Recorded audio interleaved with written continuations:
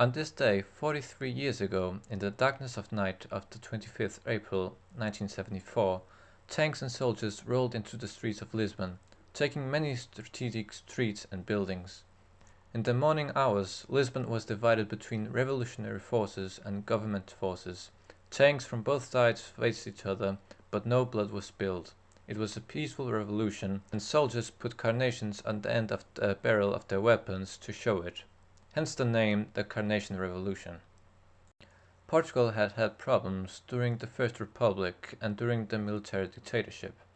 But in 1932, the Prime Minister António de Oliveira Salazar, appointed by the military, had solutions to the many problems, and created the Estado Novo, or new state. He made various reforms which helped Portugal in many ways, economic, cultural and socially. But he was still a dictator, which meant there was a censorship and no freedom of speech during decades.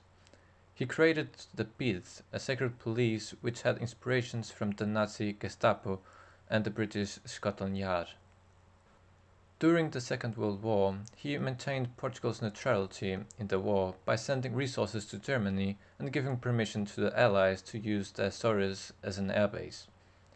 After the war, despite the isolationist ideology, Portugal joined NATO in 1949 as a founding member, and was accepted into the American Marshall Plan, which gave $70 million along the 50s to Portugal, which is around $700 million in today's money. In the 50s and 60s, problems started to increase again. There was oppression and hunger, communist movements becoming bigger, and armed guerrillas were fighting for freedom in the colonies, which led to the colonial war in 1961, known as Guerra do Ultramar, or the Overseas War. This meant that many were forced to join the military and sent to the war in the African colonies. At this time, many migrated from Portugal. Many didn't want to be conscripted to the war, some were pursued by the secret police, and others simply wanted a better life with a good economy, education and safety. After the death of Salazar in 1970, his advisor Marcelo Caetano was appointed Prime Minister of Portugal. He tried to slowly democratize Portugal, but couldn't hide the very big problems of the dictatorship. The economy was bad, the various ideological movements were becoming bigger, and the colonial war wasn't going well, and the military's morale was very low. In the early years of the dictatorship, the opposition to the dictatorship was weak, disorganized and many times violent. This changed during the 40s to a more organized party-based opposition, and it became a more peaceful kind of opposition. But all of this was cracked down upon by the government. In the late 60s, the opposition movements became more violent again. Communist movements resisted against the colonial system in particular, sabotaging military logistics in the African colonies. During this period, there was tension inside the Portuguese army, in the very center of the power of the dictatorship. After 10 years of war in the colonies, the war didn't seem to end anytime soon, and Portugal certainly would not win against the American and Soviet-backed guerrillas. It was in this time the MFA, or Movimento das Forças Armadas, or Movement of the Armed Forces, was formed. It consisted mainly of captains and other officers, and its goal was to bring democracy to Portugal and end the colonial war. The 23rd April 1974, in the EPC, a mechanized infantry school in Santarém, several MFA officers prepared an operation to overthrow the dictatorship and impose a democratic government. In the early morning of the 25th April, many soldiers of the APC joined the MFA, and at around 30 am 10 armored vehicles, 12 transport trucks, 2 ambulances and 1 jeep with 240 soldiers started driving to Lisbon, led by a captain called Salgueiro Maia. Meanwhile, in Lisbon, MFA troops occupied radio and TV stations and also Lisbon's airport, where all flights were redirected to Spain. Later, they also started a siege of the military HQ of Lisbon. In Porto, MFA troops took control of military HQ of Porto. At 4:26 am, the first communication from the MFA aired on the radio, where they told the inhabitants of Lisbon to stay inside their houses and stay calm.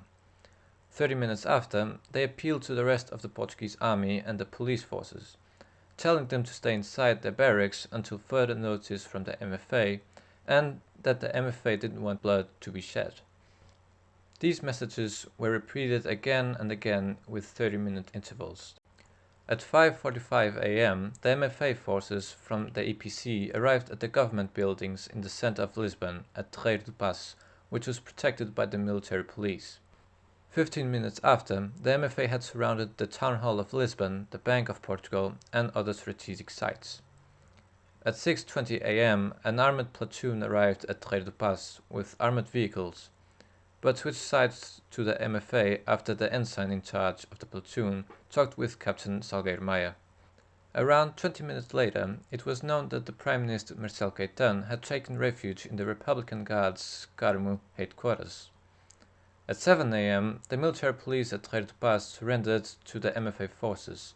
Later, another armoured platoon surrendered to the MFA at Terreiro do Paço.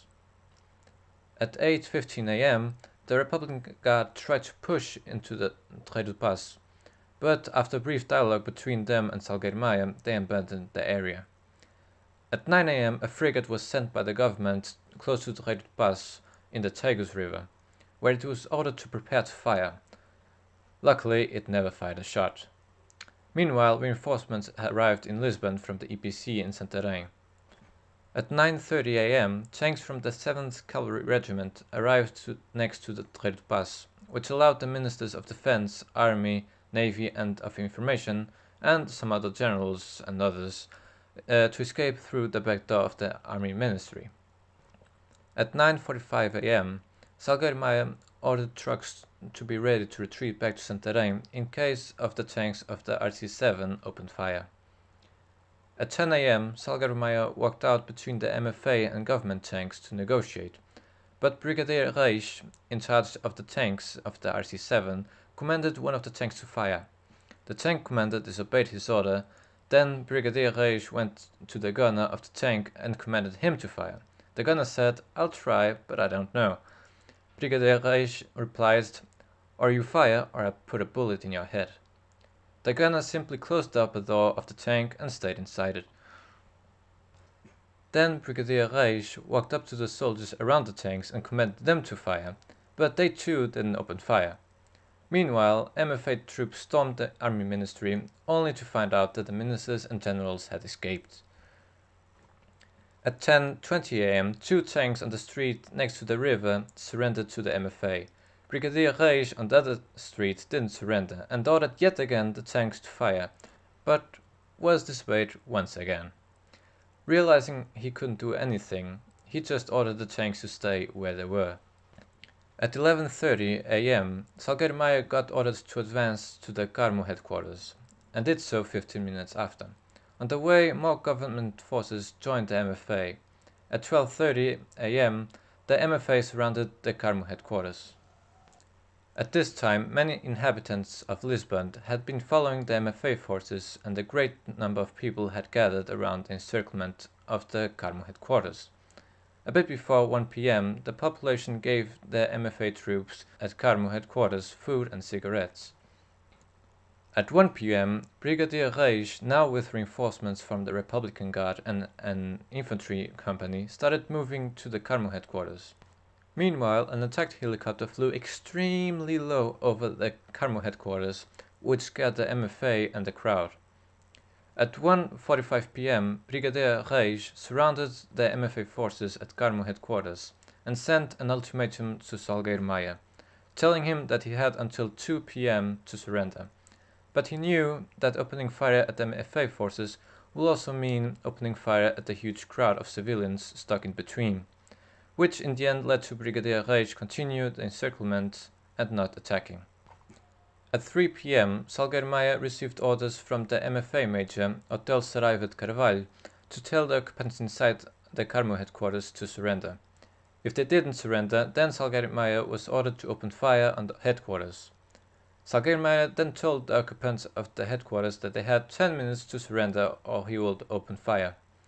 10 minutes passed and nothing happened. So he opened fire with a 2mm machine gun.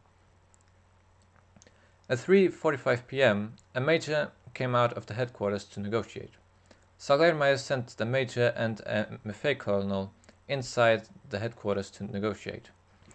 At 4:15 p.m., he sent a group of soldiers to the top of the buildings in front of the headquarters and ordered them to open fire on the headquarters.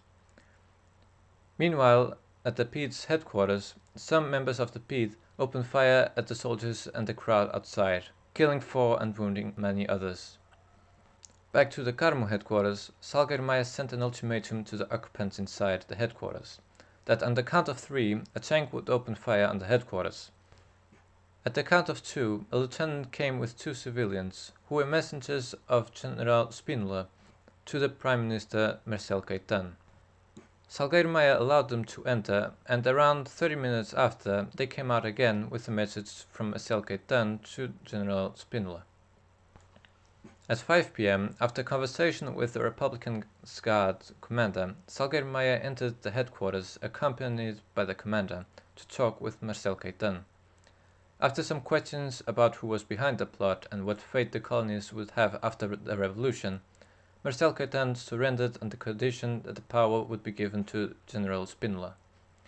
The MFA ordered Spínola to come to the headquarters to receive the power from Marcelo Caetano. So, at 5:45 p.m., General Spínola arrived at the headquarters. Spínola and Salgueiro Maia entered the headquarters, where Spínola and Caetano talked privately.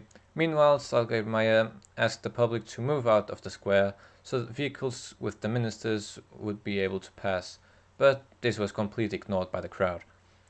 At 7 p.m., Marcelo Caetano and other ministers entered an armored vehicle to be transported to the MFA headquarters around 13 kilometers away. But the massive number of people in the streets made this very hard. They only arrived at the MFA headquarters at 9 p.m. At 11:30 p.m., the RC7 and other regiments, still loyal to the government, surrendered. Brigadier Reis and other officers were imprisoned. On the 26th April, at 1:20 a.m., General Spínola proclaimed on live television the Junta Salvação Nacional, or National Salvation Junta in English. The junta was made to prevent the collapse of the government and was a way to make Portugal ready for democracy. At 7 a.m., the PIDE surrendered and its archives were seized by the MFA. At the end of the day, the APC returned back to Santarém and the revolution was finally over. On the 26th April, the junta met for the first time. It disbanded the PIDE and the censorship. It allowed civil unions and liberated political prisoners. A few days after the revolution, many political exiles returned to Portugal. On the long run, the revolution ended the colonial war, giving the independence to all colonies in 1975, except Macau in China, which was given back in 1999. Many who had migrated from Portugal in the 60s started also to come back. But the revolution came at a cost too. Nearly 1 million refugees from the war came to Portugal, which caused many problems. During the years after the revolution, there was a high tension between Democrats and Communists, which led to the confrontation between conservative and radicals in the MFA, which led to an attempted coup by Communists and other left-wing militants in November 1975. In 1976, the first elections were held in Portugal, where the socialist Mário Soares became the Prime Minister, winning 35% of the votes.